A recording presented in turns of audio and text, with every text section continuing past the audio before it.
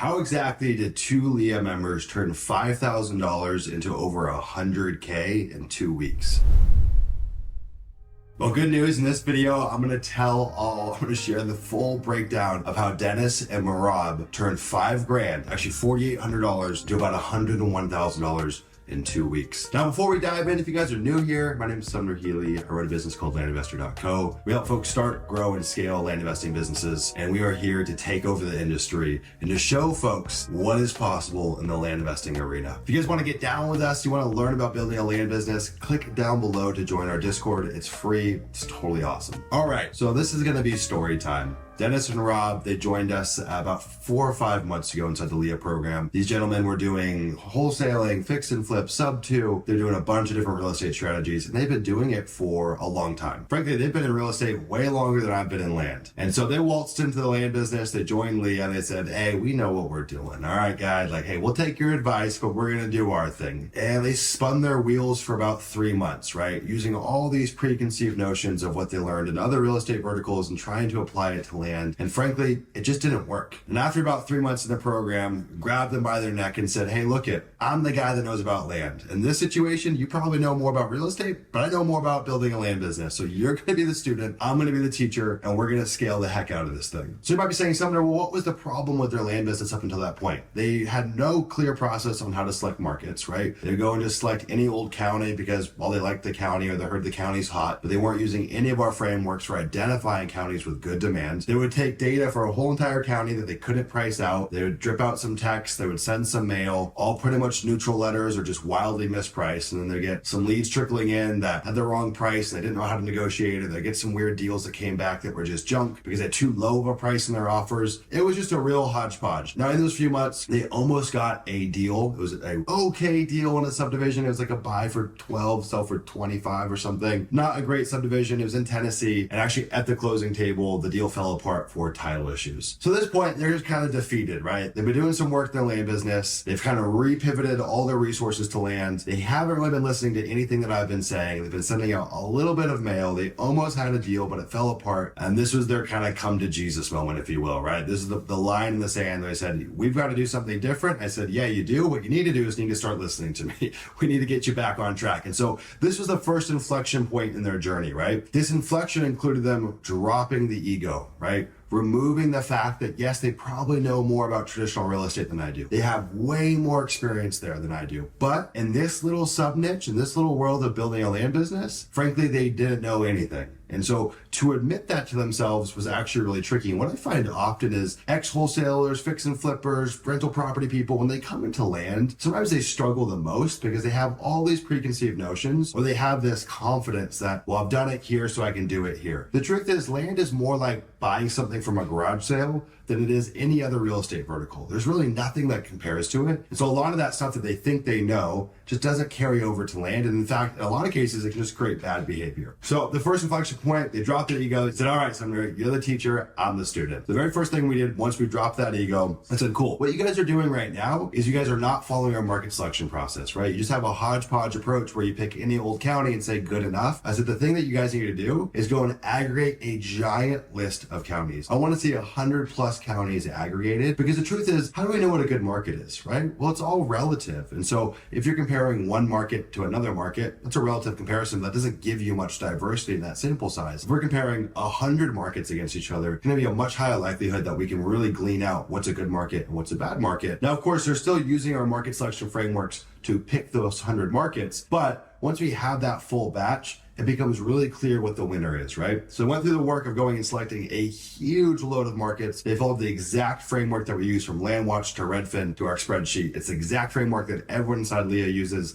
They just rinse and repeated that, and they did it at a really big scale. Now, once we had this ginormous sample size of markets, we started going through it together, and it became really obvious, hey, there's like 3, 4, maybe 5 amazing markets on here. And then there's like 95 pretty good markets on here. The core thing about their story is that they were starting with $10,000. That was the budget that we had to work with. And you have to think, when you're starting with that much money, it's like having a few bullets in the chamber, right? You only got a few shots. We got to be really, really accurate with those shots that we take. And so we whittled down that list. We pulled out about 5 or so markets. And then what they started doing was breaking those markets down into homogenous chunks where the pricing was easy, right? So we might take a county in North Carolina and say, well, we can do this subdivision, this subdivision, this subdivision. And then maybe we can do like, hey, 5 to 10 acres in the whole county, you have clean pricing, and then maybe draw a polygon here. We just started kind of breaking up these counties into an intelligible way where we could actually price it. Now, the third thing, which is one of my most passionate areas in land, is they mailed a lot, right? This is all through direct mail. In total, with the CRM, which we use Pebble, with the data cost, with the cost of data tree, with the mailing, everything out the door, we were all in at $4,800 for 6,500 mailers. And that includes every tool that they use. There was no expense spared there. A lot of folks, when they come into this business, the idea of sending out 6,500 letters seems like this distant goal, right? People come in and they really delicately try to scale their marketing. Here's 500 this week, 200 next week. And frankly, that's just not enough to shake the tree and start making things happen if you want to get timely results, right? Now, I'm not saying your first month in the business, go and blow up your mailing. You can mail too much too soon, but we laid the infrastructure for them, right? We got them Pat Live. We set up their CRM. We went and diversified their mailing. So that batch of 6,500 was comprised of a bunch of little sub-markets, right? We didn't go and shoot our load at one market. Really weird choice of words there. We went and fractionalized that and broke that down, and then boom, they sent out 6,500 pieces. You want to know what happened next? So that mailer was printed and mailed exactly 2 weeks ago. So now, to preface, it typically takes about 4 to 6 weeks to get a really good read on how a mailer is performing. So 2 weeks after being mailed out is hardly anything. Now, in that 2 week period, they've gotten 12 leads and they've gotten 4 contracts, okay? Now, those 4 contracts, after a realtor cost, after a closing cost, after everything, it's gonna bring in about $101,000. All right, before we get back to the video, I wanna just share one thing. We've launched our land investing scholarship program. This gives you access to the LIA group coaching program via our scholarship. We are accepting 10 members every month, starting this month. If you guys want to apply, you'll see the link down below in the bio. Anyways, back to the video. So think about it like this mailer's yet to be over. They spent $4,800, and that includes Pat Live, their CRM, includes everything. And they got the mail out the door and they made over 100 grand, right? Now, what do you think that does to their confidence? Skyrockets, right? This is what we're trying to optimize for every LIA member in their first 90 days. How can we get you to see the light at the end of the tunnel? And frankly, it took Dennis and Rob longer than 90 days because it was so hard for them to get over that kind of mental hump of picking more markets, of following our frameworks, of sending more marketing. You see, there's almost always a one-to-one correlation with the folks that are struggling in this business, where there's just not enough activity, right? Any direct response business requires an immense amount of activity. I don't care if you're sending Instagram DMs, if you're running Facebook ads, if you're sending direct mail, if you're cold texting, whatever it is, it always takes substantially more effort than you realize. And so the folks that come into this business, whether they're in LIA or not, the people that make me the most angry are the folks that want to slow roll their marketing. You want to get good results in this business? Okay, do the work, right? Lay the foundation for the first 4 to 6 weeks and then hit the gas pedal. Apply some fuel to that fire, AKA marketing. So boom, it's 2 weeks since that mailer's gone out. They've got 101K in the pipeline. They're using a realtor to sell all of these deals. The cool thing too is the realtor's gonna take all the photos, write the listing copy, and in this process of finding this realtor, they've gone and showed them a bunch of adjacent markets where he says, hey, go work here and buy them at X price and we can sell them at Y price. So in this process, they've got someone to do the dispo, a guy that's gonna help with market selection, and a guy that's gonna help with marketing. Now, the cool thing is all 4 of these contracts are actually in the same county and they're all pretty close to each other. Now, the last point that I think Dennis and Rob have done a really good job on here is working leads no matter what it is like when they first come into their pipeline, okay? When a lead calls into Pat Live and you see they leave a really grumpy response, or you talk to them on the phone and they have a really grumpy tone, a lot of land investors pack up their bag and say, well, on to the next. Not Dennis and Rob. I've gone through live call reviews with them where they are going through and working leads no matter what that lead is saying to them. Hey, I hate your price. Hey, I'm insulted. Hey, I don't want to sell. They're still planting seeds. And what's happened from that is one of their very best deals from this campaign, right? It's a deal that they're buying for $61,000 and they're selling it for over $130,000. They got this deal, they mispriced it. I think they priced it like $21,000 in their offer letter. Well, the seller reaches out and says, hey, your price is way off the mark. I want 80 and I ain't budging. And they went back and forth working this lead. They actually got him down to 61K, signed the contract immediately. Most land investors, if they got an email from a seller saying, hey, your price is wrong and I want way more, they're like, hey, I'm on to the next, right? That's a $60,000 plus check sitting right there for them just by actually working that lead and taking it to the finish line. One of the most important things I can recommend to anyone doing acquisitions in the land business is stay in the conversation.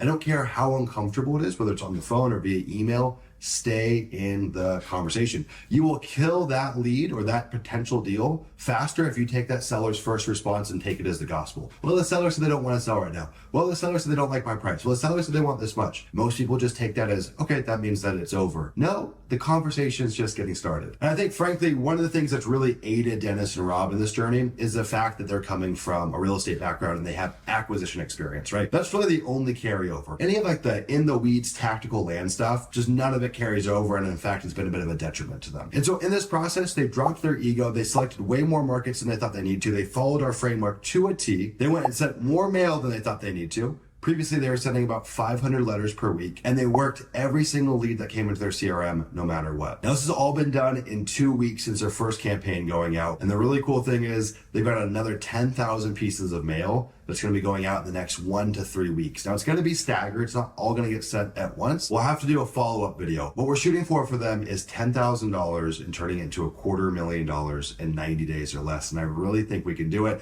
The best part is we've documented this whole process from A to Z, and we'll be releasing this as a training for everyone here. Now, if you are saying, Sumner, why am I not seeing results like that? If you're saying, Sumner, I want results like that, you need help. The first thing is you need to drop your ego. The good news is we're here to help. If you need assistance scaling a land business, whether you're on a budget or you've got no budget, we will show you exactly how to do it, how to get results faster than anyone else, and how to ultimately turn this profitable skill into a business that buys back your time, has infinite scale, and is a heck of a lot of fun to run. If you're into this, click the link down below. You can schedule a call with the team and I. It's at landinvestor.co/apply. I'm telling you, the first step on your journey to scaling a 6, 7, maybe even an 8-figure land business is drop the ego. If you've been doing this for weeks or for months and you've yet to see any of the results, it's because you don't know what you're doing, and that's totally okay. Dennis and Rob are a perfect case study, right? They spent 3 months spinning their wheels doing God knows what, not listening. And then within 2 weeks of implementing,